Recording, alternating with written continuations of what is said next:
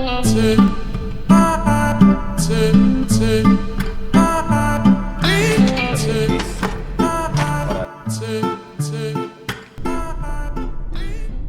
good morning. Welcome back po dito sa aking channel. Nandito pala ako, sinishare ko lahat ng mga experiences ko sa pag-Uber, pag-deliver ng mga pagkain.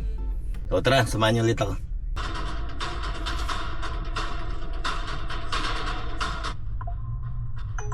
Uy, $10.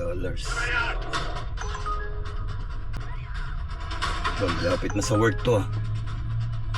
Sabi natin, yan, dyan na yung work ko eh. $10. Doon na tayo magabang. Tara, accept. Yan ang sinasabi ko, malapit na sa work. So ang nakuha natin, $10 for 10 kilometers para kay Muhammad. Let's go. Pinanonood ko pa yung trailer ni Ibana eh. Maganda kaya yun, yung movie niya. Layo, ang layo pa Turn na right on 175 Street. ng Tim Hortons. Doon na rin banda na Tim Hortons. Oh, may plus pa. Plus $8. Oh, sige, di dalawa. Kukunin natin. Kunin natin yan. O di may 18 bucks na tayo. Ayos to. Okay tong biyahe na to. Tara, kunin natin. So may add-on na isa. So dalawa na yung pipick upin natin ngayon. O, di ba? Kota na agad to. Dalawang order pa lang.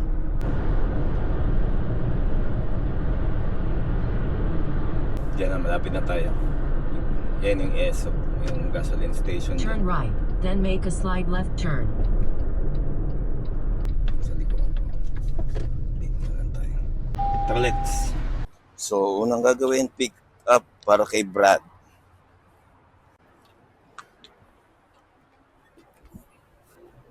Pick up for Brad. Thank you. 820, yeah. Confirm muna natin kung tama. Ganun lang kadali. In and out lang. So next stop natin, pick upin natin yung isa pang order. Sa kabilang Tim Hortons naman to. Hanap lang tayo mapag-U-turn nandito.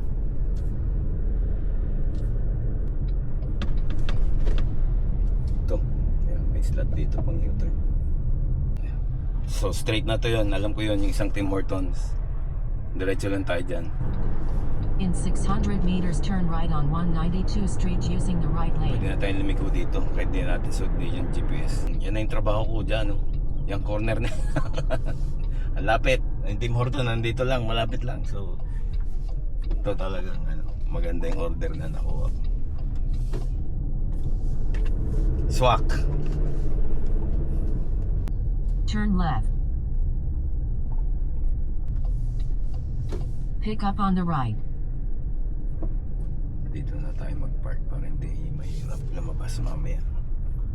Tara, pick upin natin yung isang order para kay Muhammad.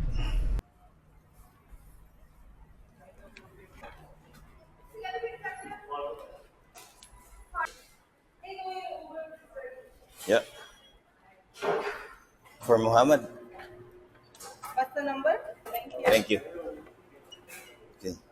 Verify natin. Pick up complete. Okay. So dalawa yung pinick up natin. Importante hindi natin pagpapalit yung order. Yan. So may mga pangalan naman to eh. Yan. Tsaka yung code. Paharap natin dito yung pangalan niya. Just in case. Para alam natin.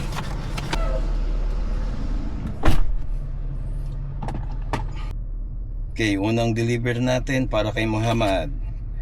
Meet at Dorsa. So it's a company. 3 minutes from here. Okay, tara. Saan ba dito yung kay Muhammad? Yan, dinouble check ko lang. Turn right on 20.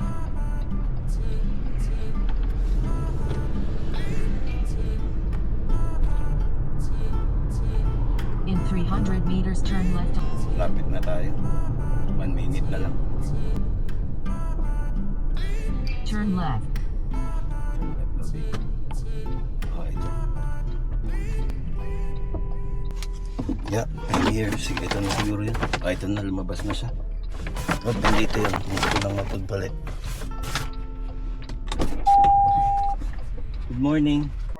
I just wanna double check kasi I have 2 packages here. No worries. Just sure how much does it? Yeah, A24 is right there. Thank you so much. Thanks, have a good day. Thank you. 9168 39 Avenue. Yun, ayos.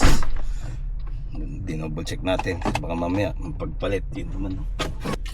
Next order para kay Brad. Meet outside din. So yeah.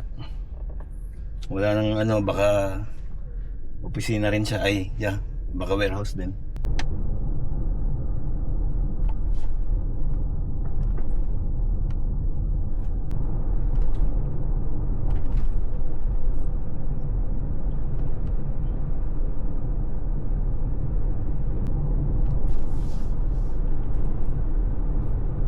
Yung trabaho ko.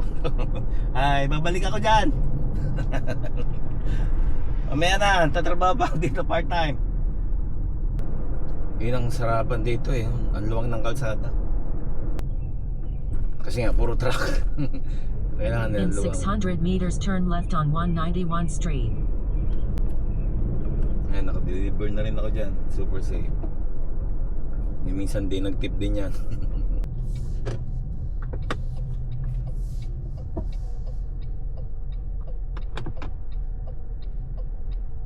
Okay.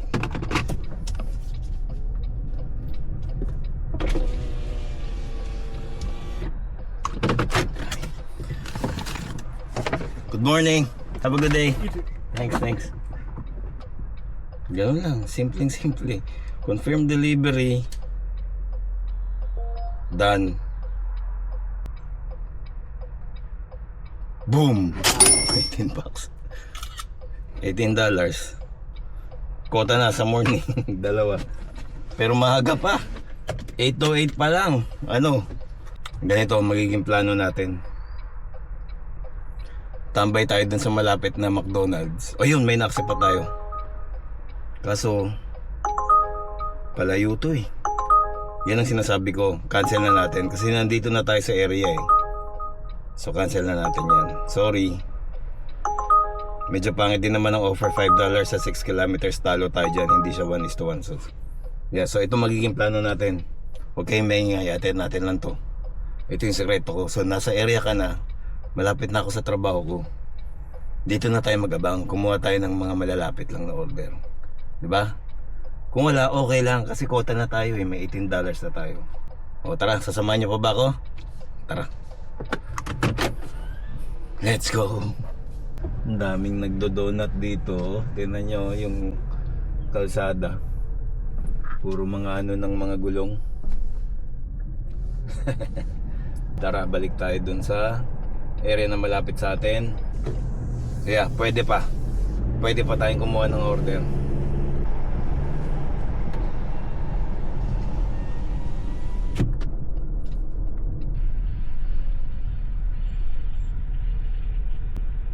Ayun lang, matraffic. Papunta to. Ay, may construction nga pala dito, nakalimutan ko.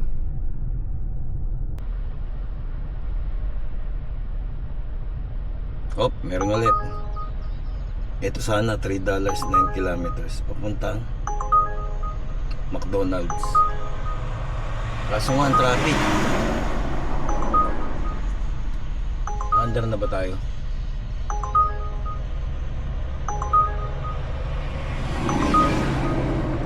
Accept ko. Mandar na eh. Accept ko.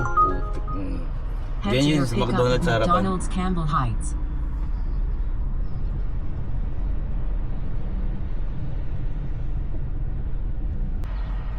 Yun, go na kami. Tayo na.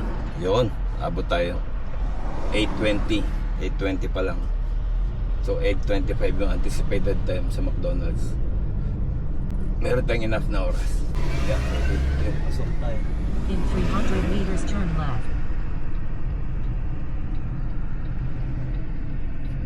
Abot tayo. 8:23. Turn right on 192 Street, then 2 pick up on the right. Bago malate sa pick up, abot dyan. Tiwala lang.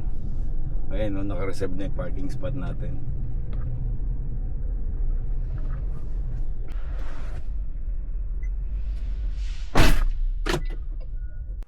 Pick up natin para kay James.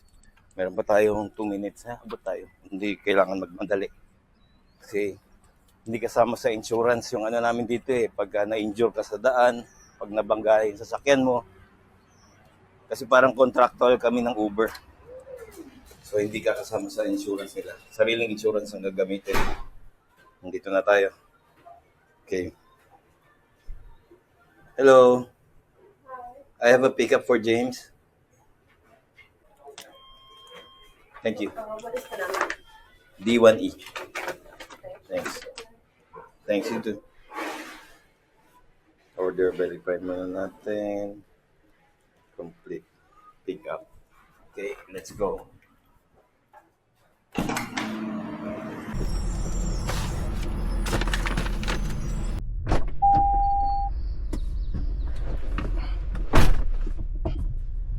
Okay, next order natin. 2 minutes away. Para kay James. Meet at door. Meet me at the back door of the building. Buzz the buzzer. Okay, James. I'll buzz the buzzer. We'll be there 2 minutes. Okay. Order number 3.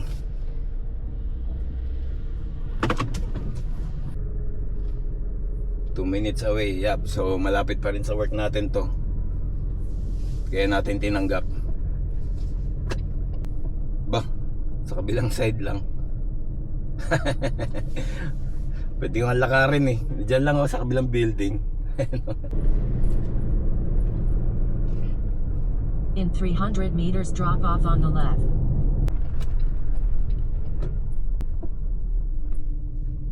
James B says, meet at door. Meet me at the back door of the building. Buzz the buzzer. Back door of the building.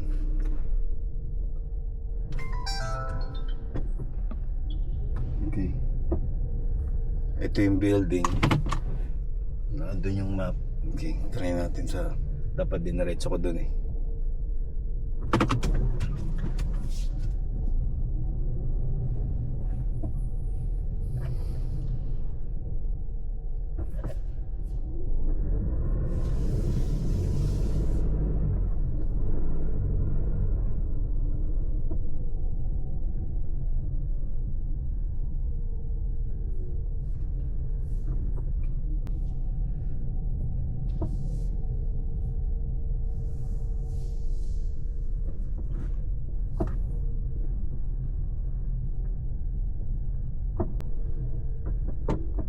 Is it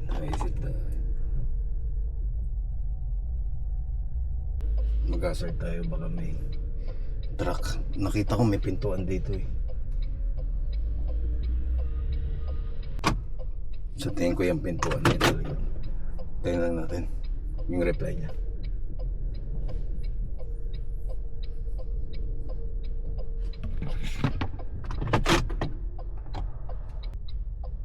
Tawagan ko na nga, hindi sumasagot. This Uber call is being recorded. Hindi ka sumasagot. New message from James B. Please ring the bell. Oh, sorry. Ring the bell nga pala. Anak. Okay. Sorry, I forgot to ring.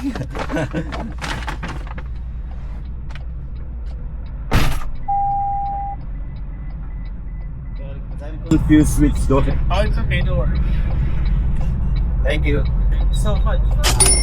Happily Kevin. Hello, kuya. Ay, Pilipino pala. Hello po. Ah. Sakto dito, yan ang trabaho ko. Ayan na, Yan ang salamat pala. salamat ako. Good job ka. Thank you. Papasok ka na. Opo, 9:30 ang start ko. Ang galing niya. Oo. Inaano ko nga to eh. Pinag-vlog ko eh, napablog. Pero hindi ko isasama ko. Sama mo kami. Hindi nga. Oo, sama mo Okay. kami. Walang Walang problema. Oh, sige. Thank you, kuya. Yan, yan mo Sana sa Canada, ano man mo. Pwede, sa YouTube po. Sige, Ito. sana makita Pwede, namin yan na. PUE. Ito, Pinoy Uber Eats. Pinoy, okay. Sige, follow ka namin. Oo. Sige po, thank you po. Kung kami. Sige, kuya. Sige po. Nagkaroon pa tayo ng bago.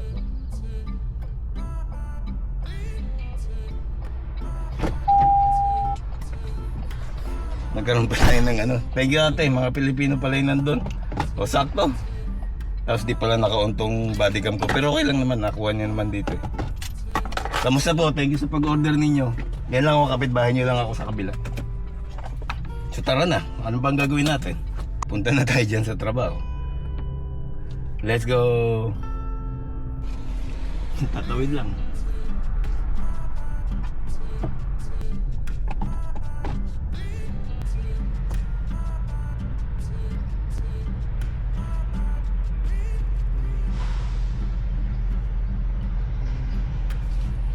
Pag park natin kanina, nakakuha pa isang order eh, pwede pa. Pwede ituloy na natin. Mas sobrang aga pa 100 eh. meters, turn right. Sayang din, so tara. Tim Hortons, last order na natin to, last order. Natuwa lang kasi ako kanina, may mga Pilipino na kapitbahay lang natin. Diyan lang nagtatrabaho. Turn right, then turn left. Maligo kanina yung ano, hindi ko niring yung doorbell. Yeah, pero kasi natatakot ako eh, baka hindi yun yung ano eh. Yung pintuan eh, walang marking yung pintuan eh. Last one. Last order para kay Alan.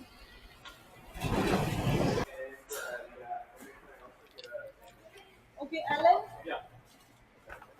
Thank you.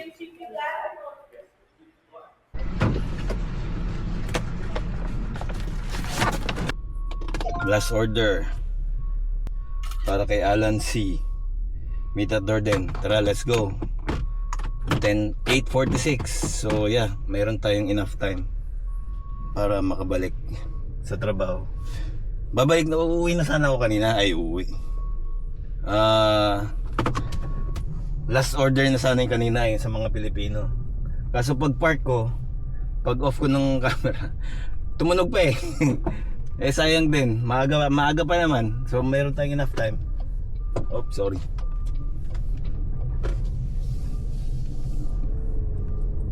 Meron tayong enough time na ano.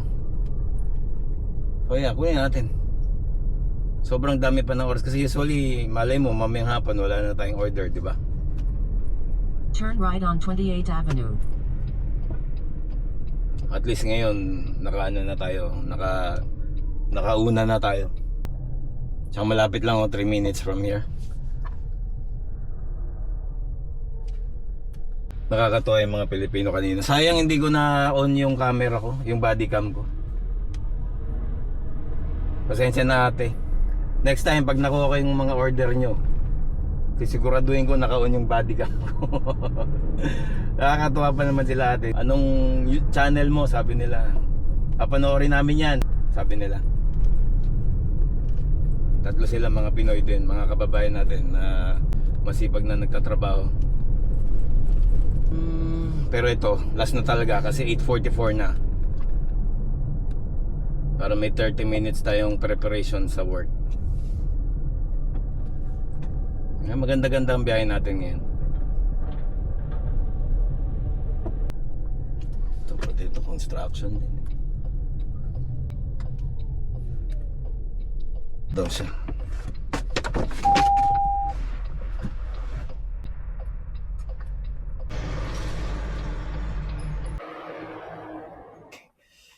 Name please. Name please. Name? Ah, okay. Because the address there is different. Yeah, thank you. Thank you. Akala ko naman kasi iba yung address na nakalagay dito sa labas. Tsaka yung nilagay niya. Pero ayos lang, tapos na. I have to confirm his name just to make sure na siya yung bibigyan ko. Di ba? Tama naman, di ba? So tara na. 8:51, yun, sakto lang din ang oras natin. Punta na tayo sa full-time job natin. Mga 3 minutes away from here lang. Malapit lang tayo.